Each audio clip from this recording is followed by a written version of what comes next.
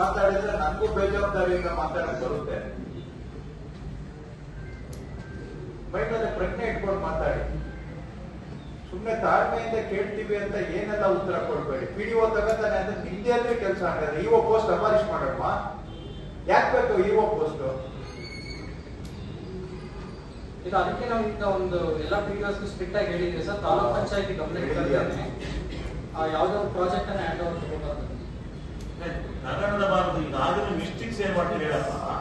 ಹೋಗಿ ನೀವೇನ್ ಕೂತ್ಕೊಂಡು ದಿನ ಆಫೀಸಲ್ಲಿ ಏನಾದ್ರು ಹೇಳ್ಬೇಕು ಬೇರೆ. ಏನ್ ಕೆಲಸ ಹಿಡಿತದಲ್ಲಿ ಇದ್ದೇ ಇದ್ರೆ ಇವ್ ಮಾಡೋದಕ್ಕೆ ಇವ್ರಿಗೆ ಇದಿರುವ ಅಧಿಕಾರ ಇತ್ತು. ಇದೇ ಆಗಿರೋದು ಸರ್ಕಾರದಲ್ಲಿ ನಿಮ್ ಜವಾಬ್ದಾರಿ ಏನು ಅನ್ನೋದು ನಿಮ್ಗೆ ಪ್ರಜ್ಞೆ ಇಲ್ಲ.